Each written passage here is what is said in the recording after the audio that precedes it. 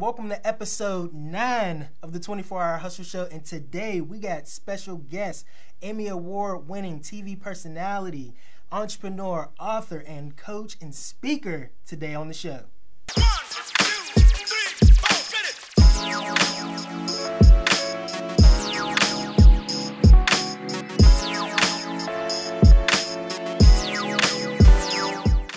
Welcome to the 24-Hour Hustle Show. I'm your host, Anthony Freeze, and today we got special guest, Darieth Chisolm. I gotta say, I'm definitely very excited to have you on the show. It's definitely been a great opportunity. I mean, the things that you've been able to accomplish is amazing, and I'm glad that you've been able to, accept the invitation to come onto the show. Thank you. I'm so proud of what you're doing, and I love the word hustle, so I just had to be here to find out what this is all about. Absolutely. I definitely appreciate it. And then for those who do not know, I mean, you've been a news anchor for Channel 11 News, where you got your start and everything, and just to be able to have you here on the show to give some great insight as far as media goes and podcasting and the new projects that you're working on right now, I think is going to be phenomenal for not only myself but the viewers as well. So I'm definitely excited to have you on. So what's been going on, the past couple days, some of the hustle that you have going on recently? Yeah, and it's ironic. My brand is Hustle. I wrote a book called Hustle and have a video podcast show called Hustle and Heart TV. But ironically, I'm living more of the heart part of that two-word definition of myself, hustle and heart. I am back in Pittsburgh, which I'm really excited to be filming a feature-length documentary called 50 Shades of Silence. It is a global movement to give voice and dignity to victims of sexual assault and cyber crimes, particularly online harassment. It has been, unfortunately, very close to my heart in that I am a recent revenge porn cybersexual assault victim. And since we'll spend most of our time on this show talking about how to take your mess and turn it into your message, and how to leverage and use the resources you have when you're faced with a major challenge, I'll just say that through that personal challenge, I was really able to use both my story as well as my platform and my resources to not only begin filming the documentary, but to create a website that is filled with resources for victims and advocates who are desperately trying to fight this issue of cyber harassment and cyberbullying. And so I'm very proud of the work that's gone into that in just the last few months, and really excited about the advocacy and the social justice mission of 50 Shades of Silence. And that's amazing. I mean, the work that you're doing is phenomenal, and I definitely want to see, some great things come out of it, and I think there will be. Thank you. To be honest with you. So as we always do on this show, let's get into your origin story a little bit, your backstory of how you came to be, just so we can get on that a little bit briefly for people who do not know.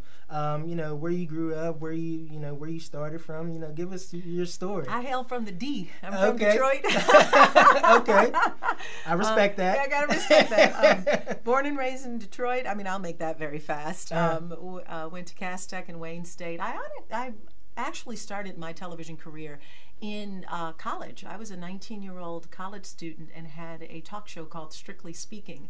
It's very much like Oprah-like back in the day at WGPR, which ironically was the first African-American owned and operated television and radio station in the country. Wow, I didn't know and I hosted a show called Strictly Speaking, and we had a studio audience. We could fit about 60 people in a panel. Again, I was 19. Yeah. And we would talk everything from homelessness to issues that were impacting citizens in the city of Detroit to celebrities. Whenever we had the fortune of having a number of celebrities that would come through town, we'd have them on the show as well. So I was still in college getting a degree in journalism while I hosted that show. And prior to graduation, I got a job in Dayton, Ohio, and started working there in television at WDTN, and finished because I promised my grandmother I was going to get a degree, so I finished my coursework at Dayton Community College. Ended up graduating from Wayne State, and then came to Pittsburgh in '93, February '93, and from there spent some 20 years at WPXI Channel 11. So That's the shortest version I could possibly give you.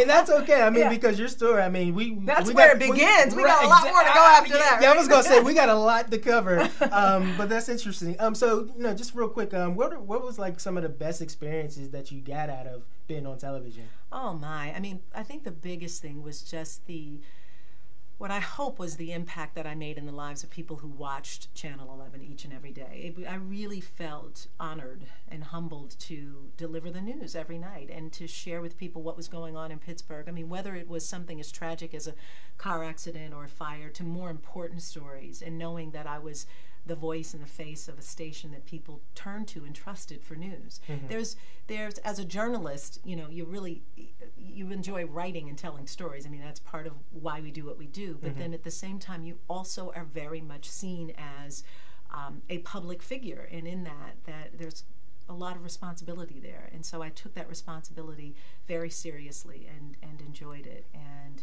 miss it to some degree. Certainly miss my colleagues at Channel 11 and the service that I provided, they provide at the station. But beyond that, it was a great stint. I mean, to have 20 years at a station is a long time. And I retired 4 years ago, and that doesn't seem like that long ago because I've been so busy since then. But it's great to still be a part of an incredible community here in Pittsburgh. Awesome. That is amazing. Yeah. So, once you did, transition into a whole new journey, you wanted to get into entrepreneurship. And you were doing some of that even before you stopped doing the newscasting. So what inspired you to take the leap into entrepreneurship? Because there's a lot of people that want to get into entrepreneurship, but what inspired you to take the leap?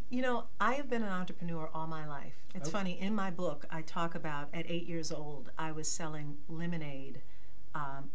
orange juice at a lemonade stand that I put red dye in and called it Bam Bam Juice. It had to be different. Right, exactly. I was like, well, you guys want orange juice, right? Not lemonade.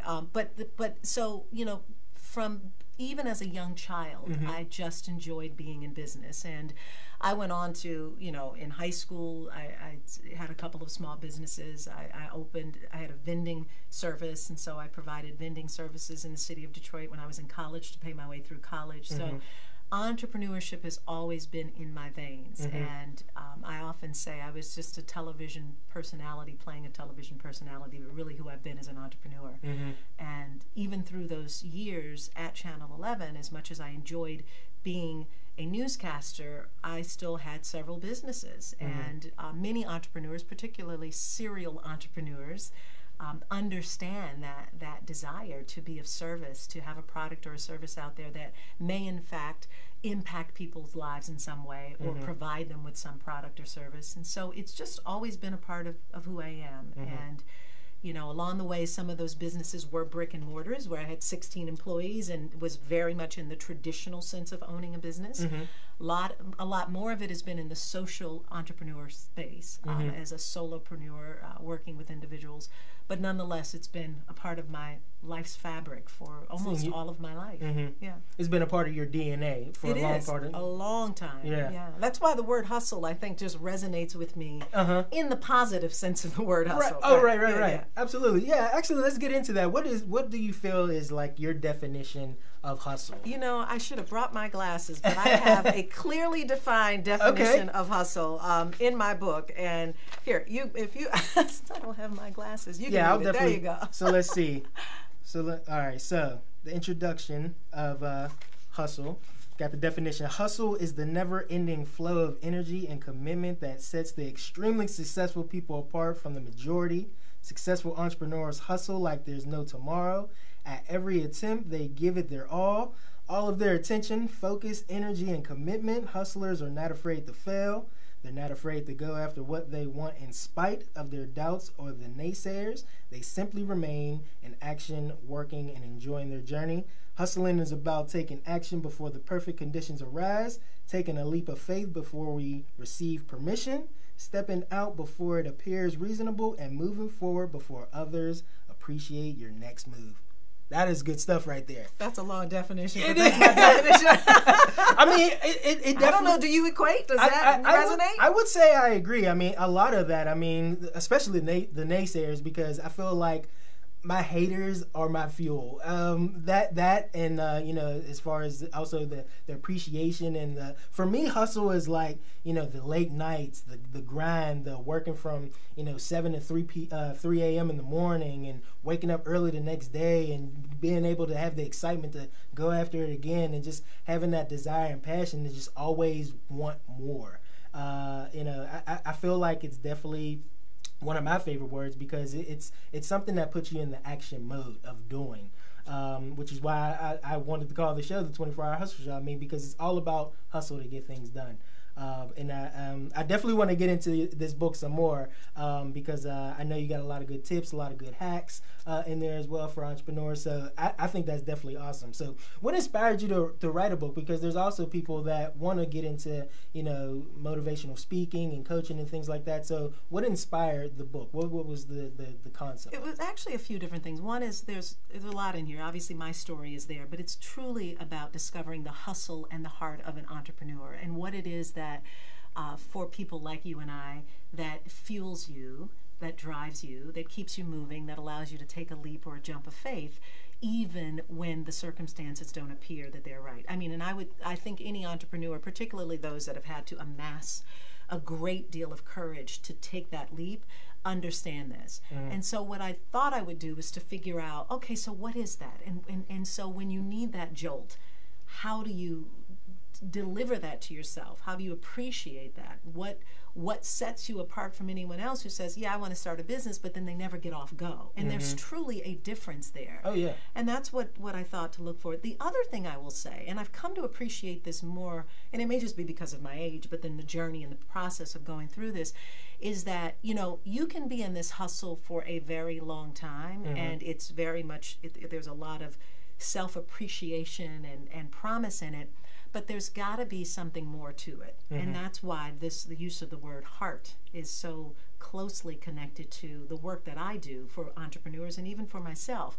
Because the level of enjoyment, first and foremost, is what I believe has to be there. If you don't enjoy what you're doing, even if you're hustling for it, it doesn't matter. You've got to enjoy it. So what does it mean to love your journey? Love every aspect of that, from the good and the bad. And so the hard part is truly loving the journey, appreciating where you are, trusting that you are on your life's purpose or mission as you hustle, giving to others, right? Receiving in that process and truly being of service. Because as an entrepreneur, in most instances, you're serving someone or something. Right. And so in that, do you truly appreciate that and enjoy it? And that's always my quest for people who want to come to understand the hustle of an entrepreneur. So yeah, we got that part, but you better love it. Right, absolutely. Because it's not enjoyable if you don't. Absolutely. I mean, it's gotta be something that you could get emotional about.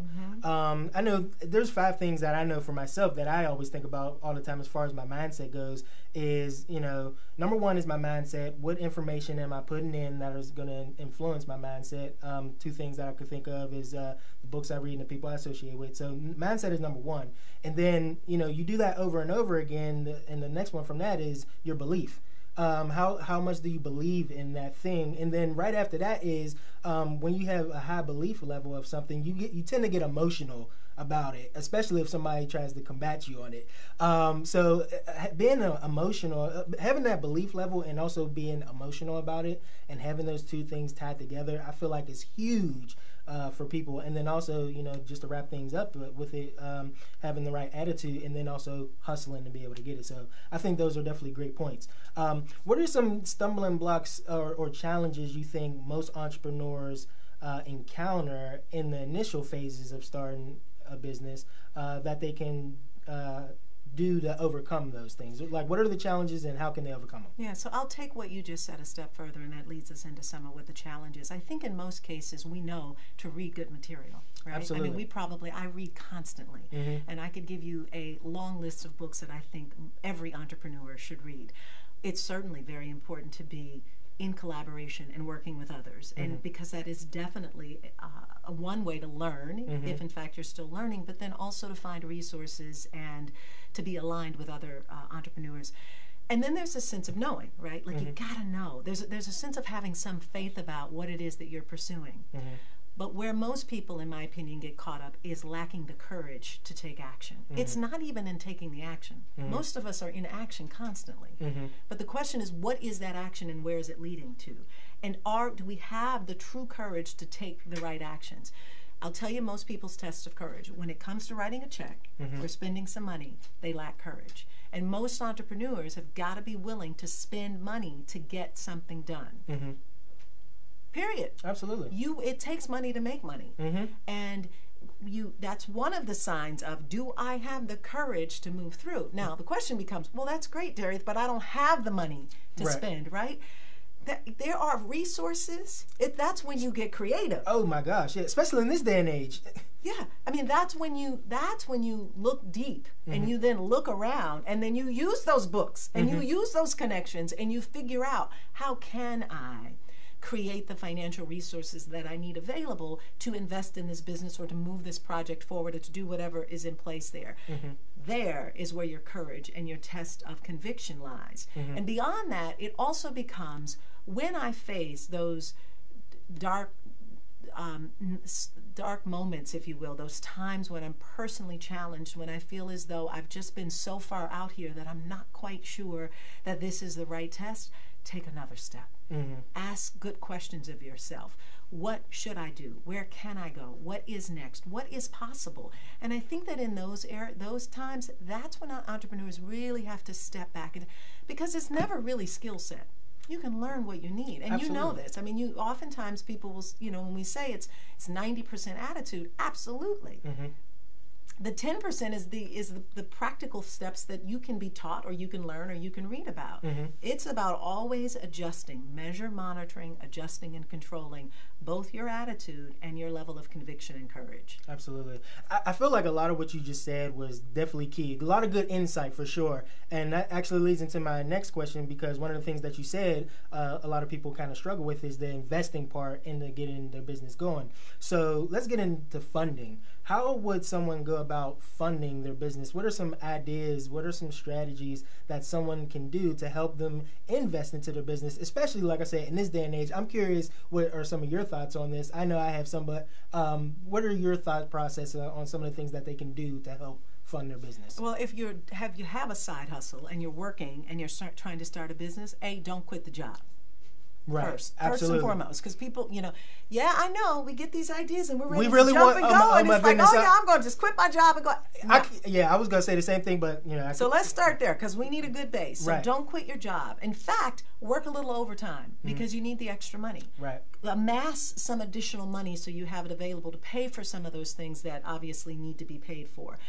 Beyond that, it becomes, okay, so how can I creatively whether it's crowdfunding, and we certainly know there are lots of ways that you can crowdfund to raise money for a particular project, developing corporate sponsorships and sponsorships with other companies that may want to come on board and either lend you resources, in-kind resources and or money available if that's possible. You can ask for loans. The other thing is that, I am a huge believer in living debt-free. I've been debt-free for many years, and so while I use credit cards, I pay them off. But I will say that early times, sometimes if you've got a card that has money and you need to make a purchase for your business, make it. That's an investment. You can write that off. Don't sit around and say, I don't have the money available, when in fact you do. I'm not a big believer in dipping into your 401k if there's money there. But you either have that as a means, if you truly believe in what your business is, if you truly believe that you need this money and funding to go forward, and you have the resources, choose them. Because talk about taking a leap of faith, talking about believing in yourself before the time is right, sometimes we have to do that. The other thing that will do is, I bet you'll get into hustle mode, right? Oh yeah. I bet you'll work a lot harder then, right? Oh, absolutely. You got something on the line now. You got something on the line. And I think oftentimes people just don't feel like they have enough on the line. So that's why people give up so quickly, because they don't have anything to lose or anything to risk. And in that really lies the true potential for greatness.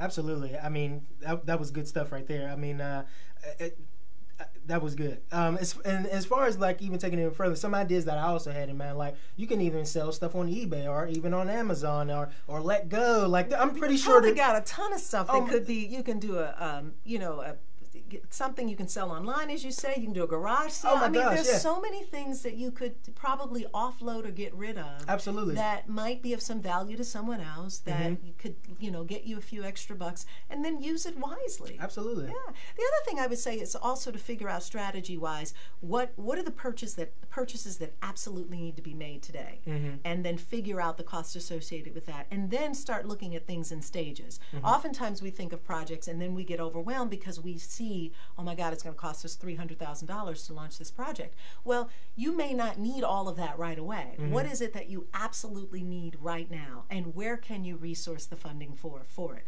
I think when we get into this creative thinking of asking ourselves questions like, where can it come from? What else can I do? Where else can I turn? As opposed to looking at what is temporarily and then being blocked and sidetracked. It's like you've got to be much more creative, because that's the mind of an entrepreneur anyway, right? Absolutely. Yeah. And I know even for myself, I mean, another thing that people can do is just cut expenses. I know for myself, I'm fine with eating ramen noodles for a couple years to get to, you know what I mean, to get to the goal that I really want. Absolutely. I mean, because it's the payoff in the long run. I mean, to be able to do some of those things. I mean, maybe live in an apartment or something smaller, something that you're not living above your expenses. Yeah, I for a long time subscribed to nearly everything Dave Ramsey used to say about living. I love Dave Ramsey. I love him, and really for me that totally changed personally the way that I looked at money and being debt free. But he has a quote. He says,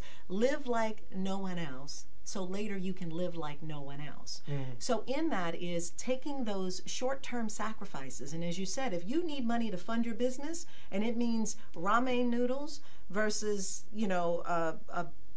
going to some fancy restaurant, then that's your choice. Right. But live like no one else now, so later you can live like no one else. Absolutely. Yeah. And to your point, as far as like reading Dave Ramsey and things like that, we can get into some books as far as like some information that entrepreneurs can read. Like I know you mentioned earlier, there's some good books that you think every entrepreneur should read. So what are a couple good resources that people can start to develop their mindset to help them progress into building their belief and starting to get into action mode? Yeah, I have two that I think are absolutely fundamental, and I have lots of books, but two of them particularly for entrepreneurs, and that's Think and Grow Rich by Napoleon Hill, and The Science of Getting Rich by Waddles. Oh, I never heard that one. Yeah, that's good. Yeah, both of them I think are very good baseline books to start reading and really prepping your mind for that, which I think is really important. The other thing is to move from more of the practical steps that books like Think and Grow Rich give to you, which I think in some ways opens you up to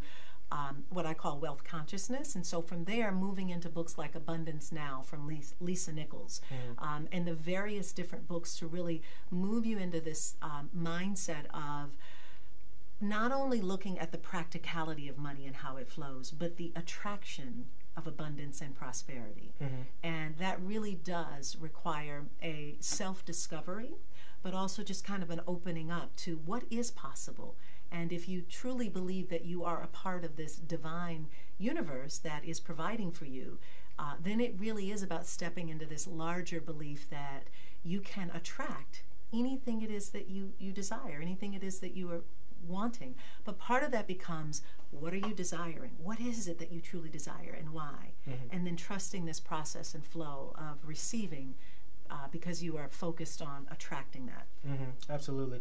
And then another question I want to ask, because one of the things that you are very active on is social media and using your platform to promote your book and your coaching and the things that you're doing. One of the things I want to get on is your podcast, because there are also some people that may want to be able to start their own podcast, and you had Hustle and Heart TV, which I think is great. What inspired you to start that? And then what was the process like to initially get that started?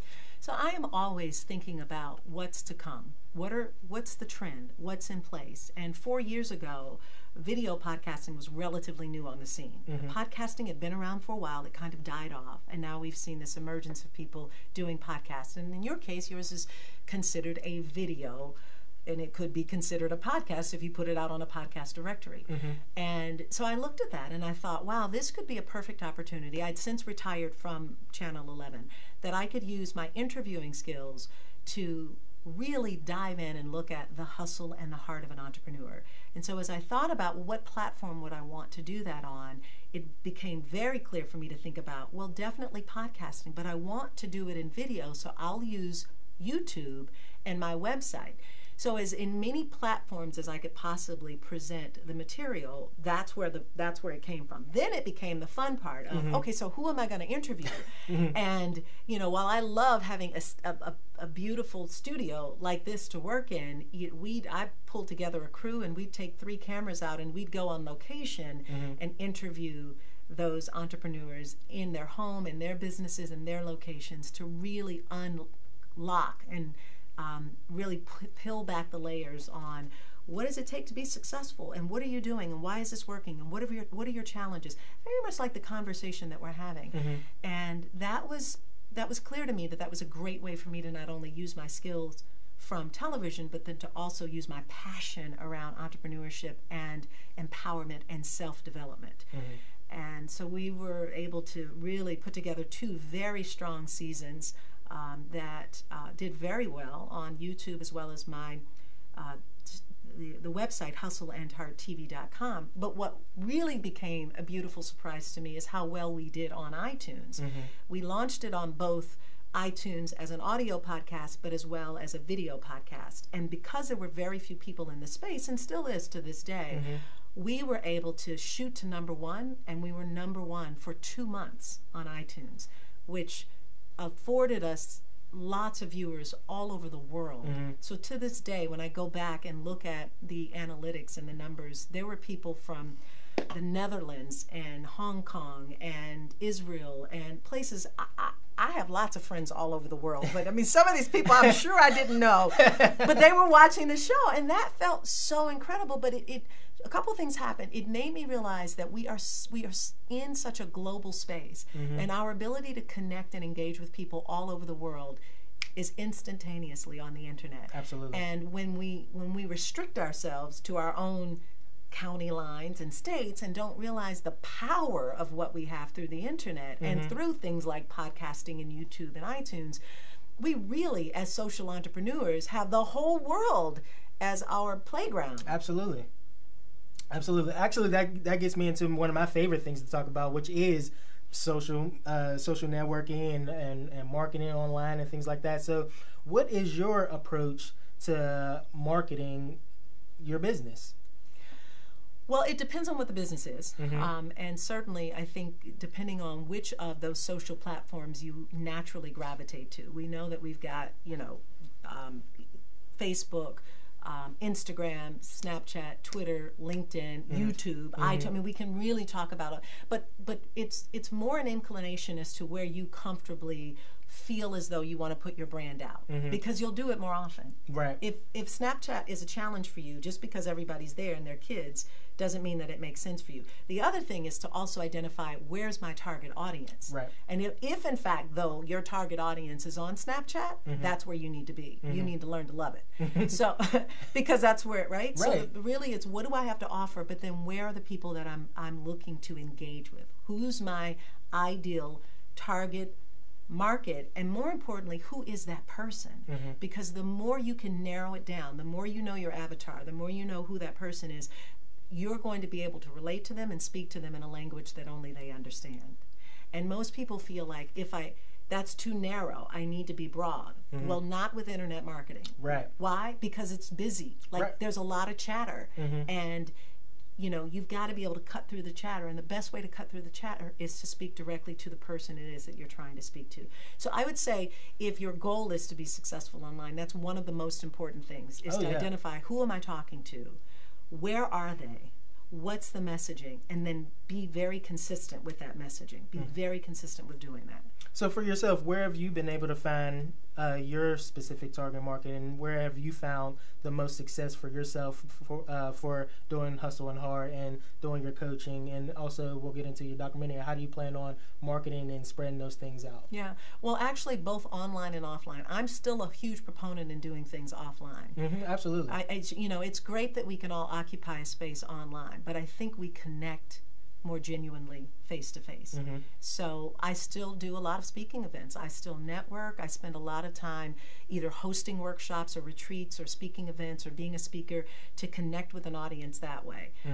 They can find me online. I'm a huge email database marketing junkie, so all of that makes sense, but there is nothing like the face-to-face and connection. So I would say that.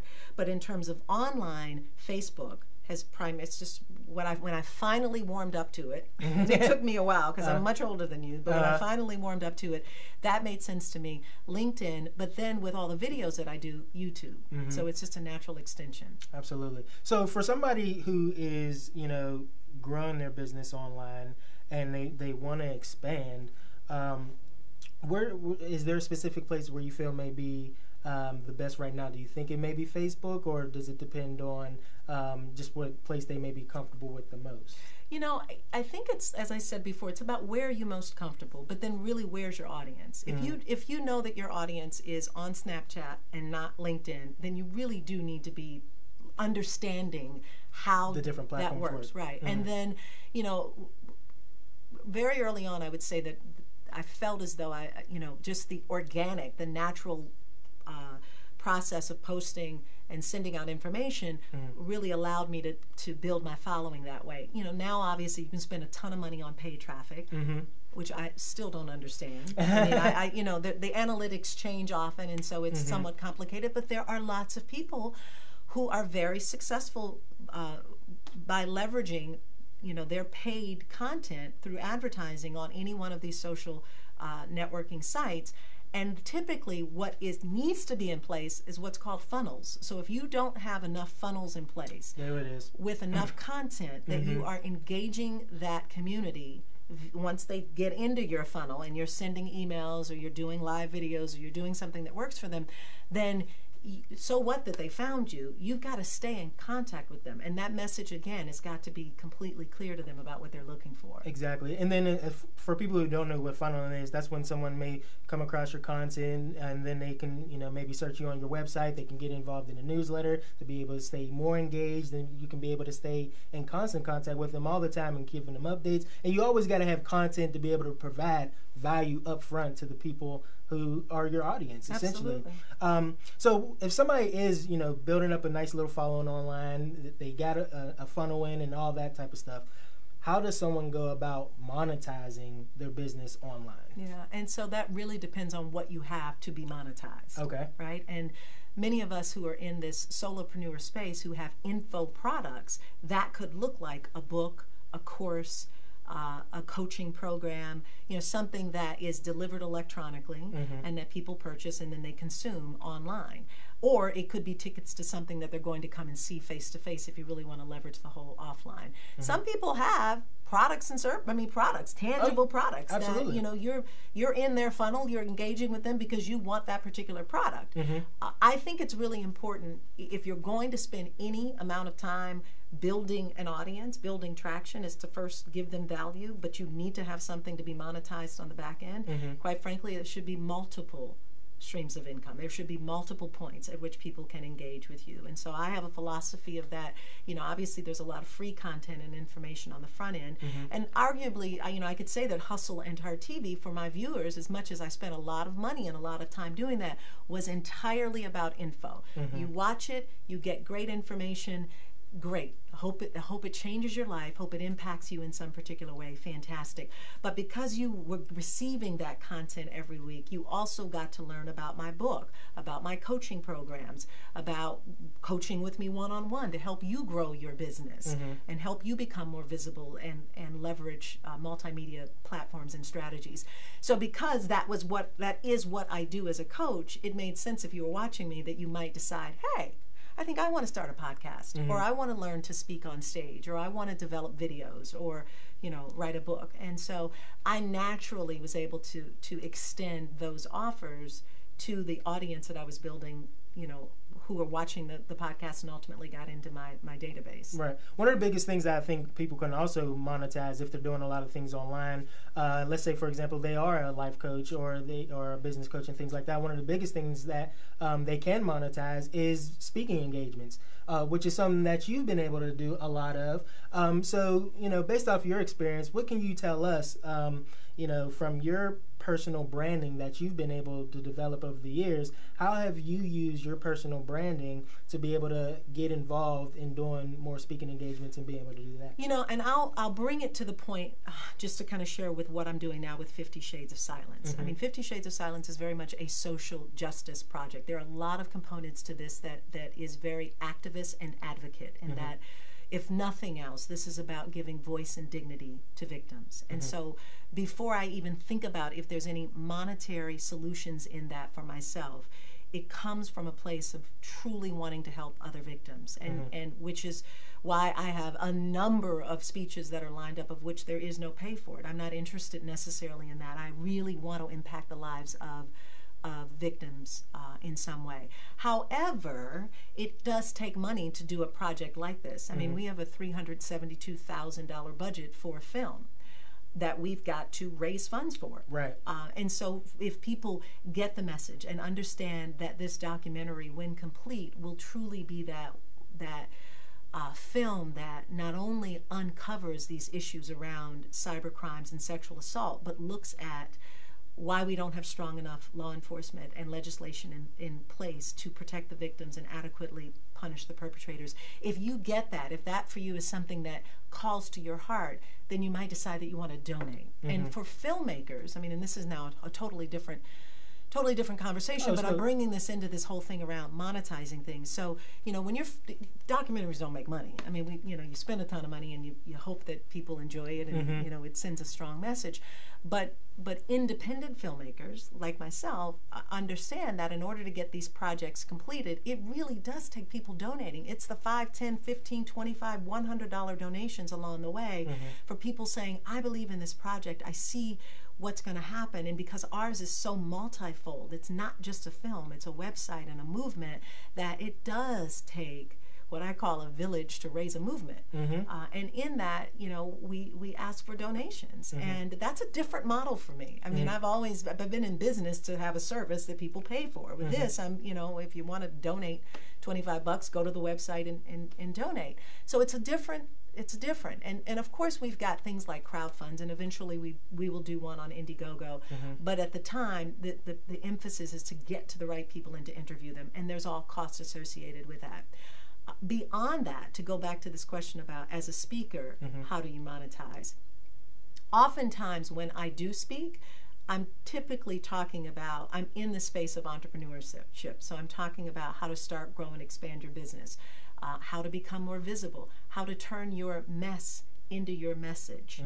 And in that, from the stage, I am pouring that into the audience and then offering at the end of that the opportunity to, A, get more resources and information from me. In fact, I have something called 7 Steps to a Successful Side Hustle. It's a download, a video, and audio.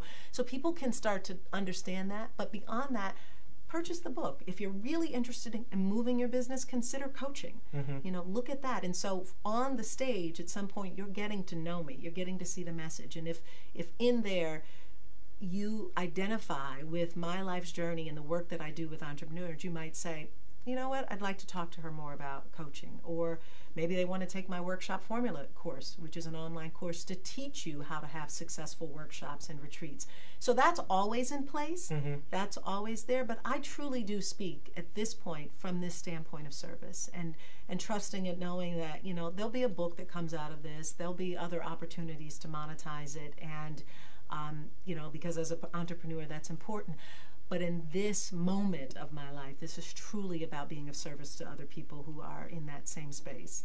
You're truly at the hard part. I am I said that when I walked in the door. Yeah, I was going to say. Yeah, I'm in this place of of how can I be of service? How can I help others? What does, you know, I've had a beautiful career and frankly, a beautiful life. And so as part of that, you know, how do I be of service? I mean, I would imagine that at some point someone may say, all right, I got a message, so I want to turn it into a movement. Teach me how to do it. And you can best believe I can. So, you know, there's a program. You know, there's a, you know, I'm tooling around with a new coaching program around having everyday courage and having the courage to fight through the mess and to release the shame and the blame and to choose today as your day to start over and to go for your goals and dreams. And you know, I'm certain that will become some form of a coaching program, some form of a book. And so at that point, for those people who are ready for that, that'll be available for them as well. Right. So now that we're kind of like in the hard portion of this episode, which I think is great too. I mean, because you got to have the heart as well. Let's talk about, you know, your 50 Shades of Silence project that you're working on. And for people who do not know, where did that stem from and how that all came to be about? And what is the goal that you're trying to accomplish out of this for people who do not know? Yeah. So 50 Shades of Silence really came from my own personal experience with revenge porn and cyber sexual assault. I was, my life was threatened multiple times by an ex-boyfriend who I cut a relationship off from some time ago. And he originally started with threats if I didn't return to the relationship.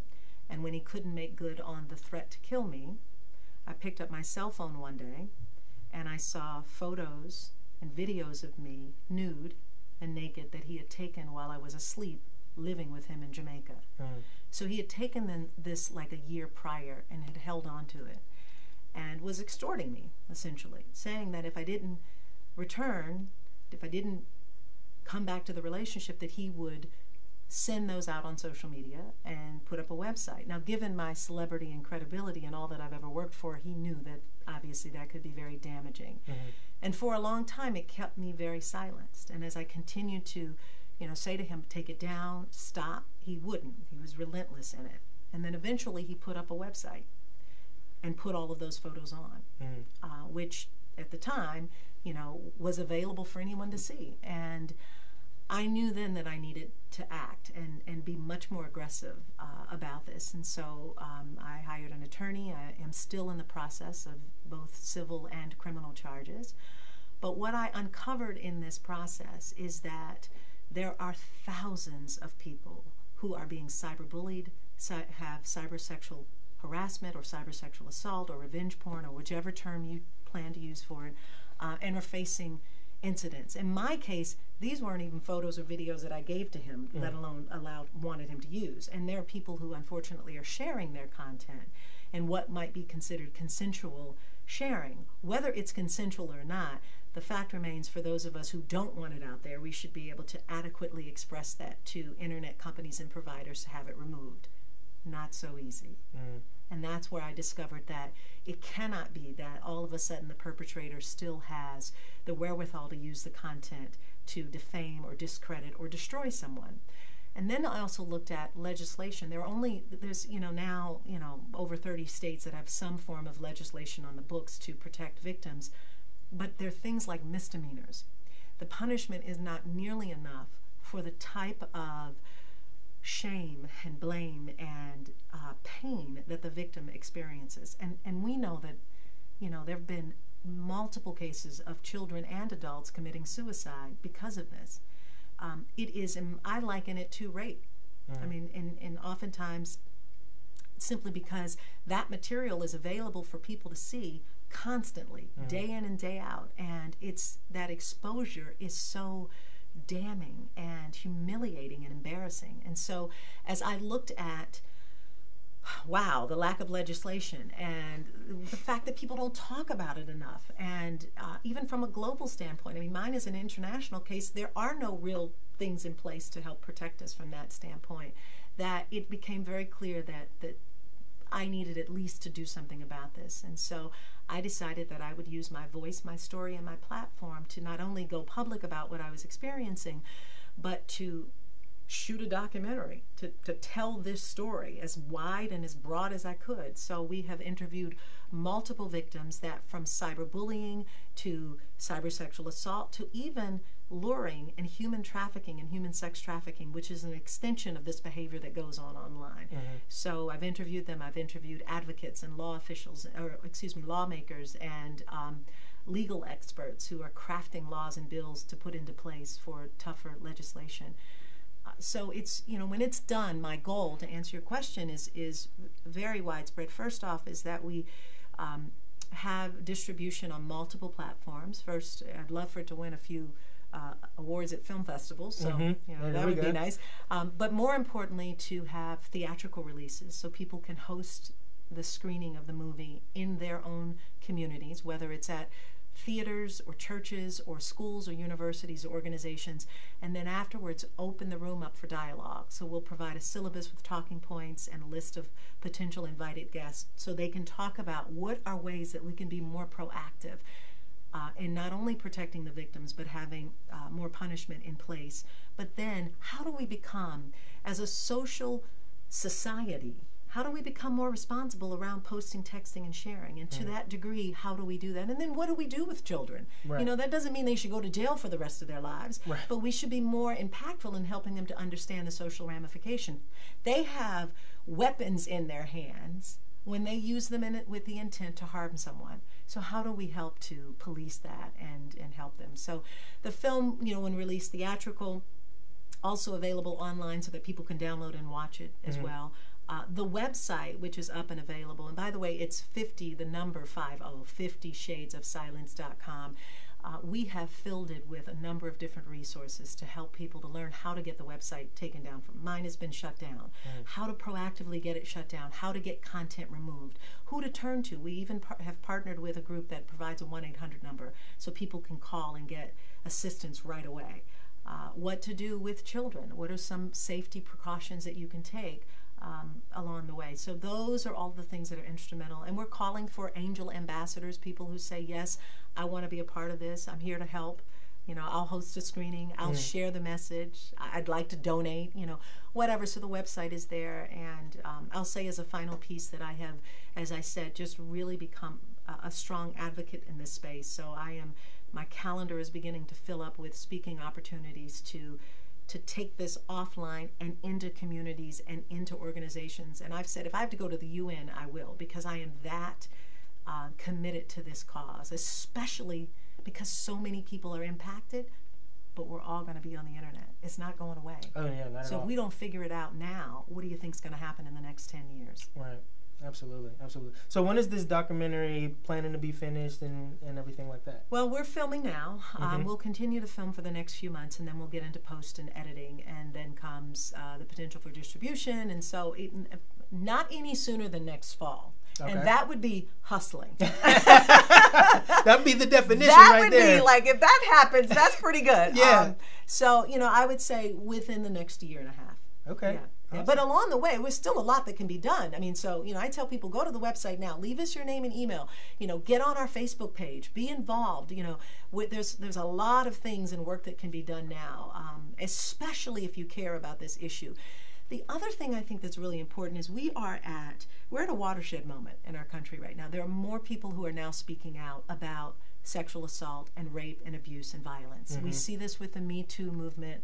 I'm so proud of the number of victims who have finally said, I am ready to voice, and thus the name 50 Shades of Silence. So our movement is very much parallel to this movement of giving voice and speaking out. And so to the degree that I can encourage other people to speak out, and you know, even on our website we have Share Your Story. Even if you don't want to be in the documentary or the book to come, if you care to share it with us, you have the ability to do it, and it goes nowhere.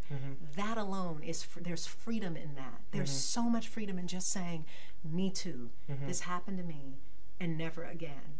And so to be a part of something that at this day and age has become so social in this space is somewhat timely. Yeah, being able to create that community for people to feel comfortable, be able to share their stories is huge. It is huge, and it takes a lot. I know it personally. I couldn't say anything for a very long time. I was so afraid and so ashamed, and I thought, you know, what would people think of me? And then when I realized a couple of things. One was to release the shame.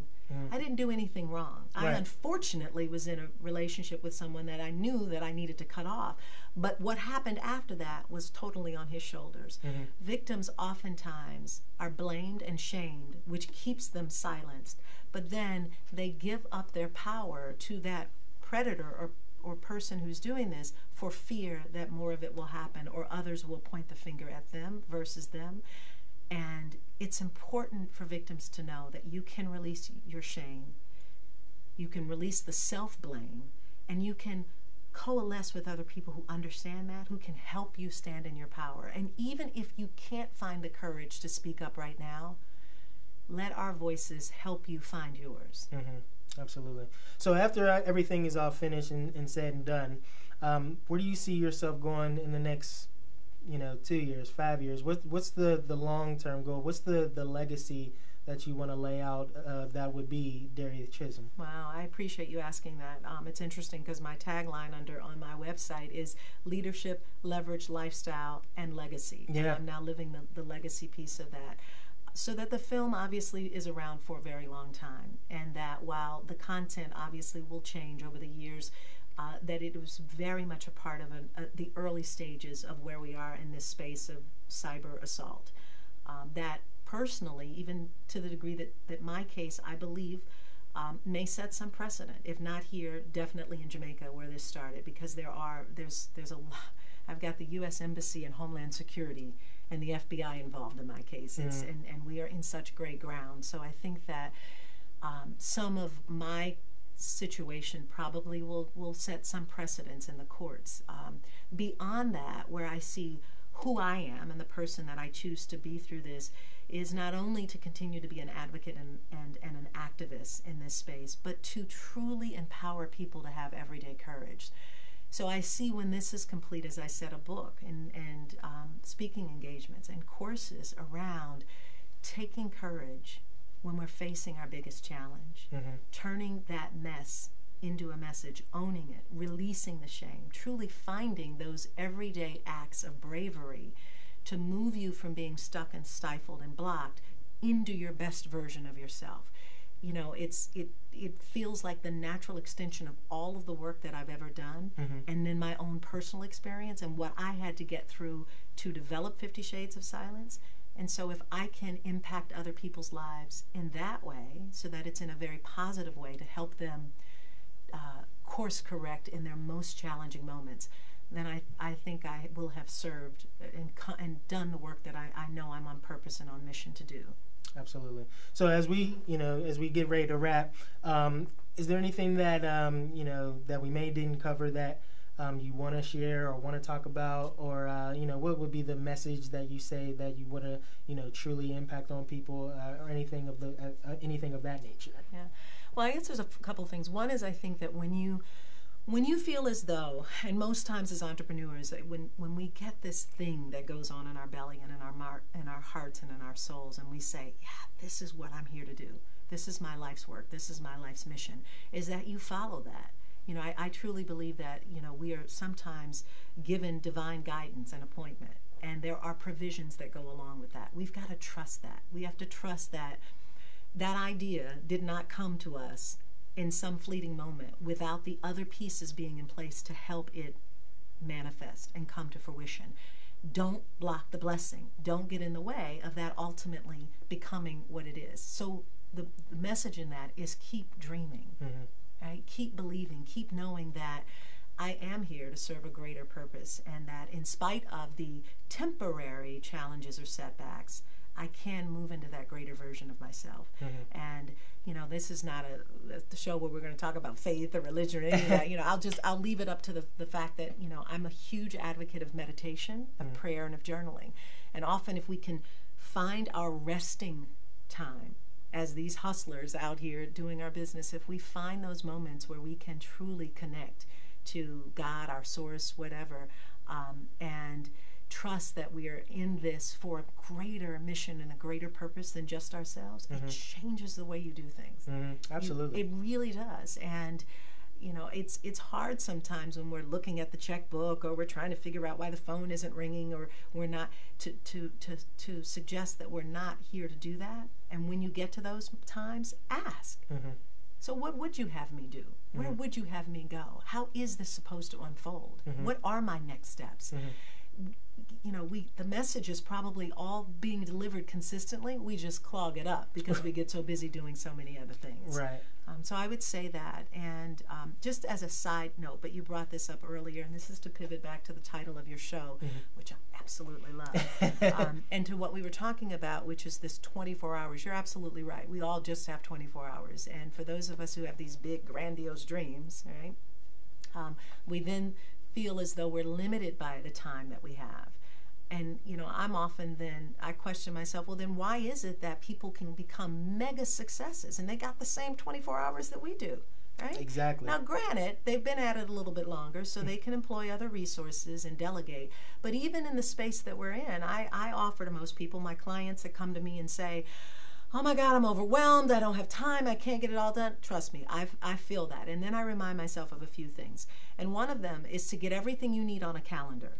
Like, it should all be in there. Color-coded, whatever you need, put it on a calendar. Secondly, and maybe more importantly, it's the language that we use when we feel that we're overwhelmed. When we start to say things like, I'm overwhelmed, I'm tired, I'm broke, I don't have the time, I don't have the resources. You're absolutely right. And you've given yourself no space to find that either. Right. Because you've just declared, I'm overwhelmed, I don't have the money, I don't have the resources. Instead, we need to be creatively asking questions like, how can I find the time? How can I find the resources? Speak it into existence. Speak it into existence, but then ask a proactive question so your mind can start finding the answers for you. Right. So you have to change the language, because I'm overwhelmed and I'm stressed out only gives you more overwhelmed and stressed out. Exactly. Right? So change that language. That's most importantly. The other thing is to figure out, how can I delegate? Who can help me? You know, even if you don't have the funds or the money or the resources available, you may have friends or family or other people that can help you so that you can leverage your time. We cannot do it all. Right. We might think we can. And I often wear an S on my chest. But I'm aware that, you know, it doesn't happen. So the question becomes, who can you delegate to? And as you start to earn money, really start to think about using that money to leverage other people's time and resources. You know, we sometimes want to go buy more stuff. Well, and it's important in some businesses to buy stuff, but invest in other people who can invest back in your business and time. So having that opportunity to figure out, how can I delegate and how can I leverage? And the other thing that I would also mention is that I think we often underestimate how much time it's going to take and then overestimate the results. And we really need to be carefully thinking about it. And the best way to do that is to always measure, monitor, adjust, and control. So whatever the project is, if you've got a timeline or a deadline, you should be looking at this weekly, daily, weekly, monthly, and measure, monitor. Do I need to course correct? Am I actually on track to getting to that goal that I set that's 6 months out, a year out? You can't wait till you're a month away from it and then decide to look at it and say, oh, we missed all of those things in the last 5 months. Right. Really, measure, monitor, adjust, and control is something that should be implemented almost on a daily, if not weekly basis. So those would be my points to time management and managing your 24-hour hustle. Oh yeah, time management is highly important, especially within those 24 hours. So, and wrapping up, what's the best place people can get in contact with you? Oh, great, absolutely. So my website, DariethChisolm.com. So DariethChisolm.com. You can watch Hustle and Tart TV there. You can get a copy of the book. You can learn more about my coaching programs. I even have, if people are interested in having a 20-minute discovery session with me, it's free. I call it a clarity session. So if you're really interested in business and you really want to move your business to the next level, if anything that I've shared with you is something you resonate with, schedule a call with me. I'm happy to talk with you about it, and we can look at coaching and see if that's something that makes sense for you. The other thing is, for 50 Shades of Silence, if it doesn't directly impact you, you may know somebody that it has, and they may not be talking about it. And the best way to know that is to just share it. Mm-hmm. And it's, you know, we've got a Facebook page, we have a Twitter page, an Instagram page. The website is 50, that's 50, shadesofsilence.com. Go there, leave us your name and email address. Look at what's there. We're still in our early phases, and so in the next month to a year, you'll see what's going on. So that's really important. And then I want to give a free gift, if I can. Okay, absolutely. We love free. Yeah. So it's my 7 steps to a successful side hustle. And so since we're talking about hustle. Yeah, we're all about the hustle. Yeah, and you can use those 7 steps for just about anything. But that's as simple as going to jointhenewhustle.com, jointhenewhustle.com. Leave your name and email, and then I send you a download and audio, a guided audio as well as video. The other thing you could do is if you're into texting and you're watching, just text 33444. That's 33444, and then enter the word unleash, hit send, and then leave me your email address, and then I'll send it to you that way. Awesome. Well, that's good stuff. A lot of good information on this episode. I definitely appreciate you being on the show. Absolutely. I'm so proud of you. I appreciate Keep doing it. what you're doing. Thank this is you. awesome. Yeah. Absolutely. We should do a recap video after maybe the film is done and everything like that. We'd love to. Yep. I think that'd be awesome. Yeah. So yeah, now that we know what Darieth Chisolm does with her 24 hours, definitely like and subscribe, comment down below, and let's go to the next episode.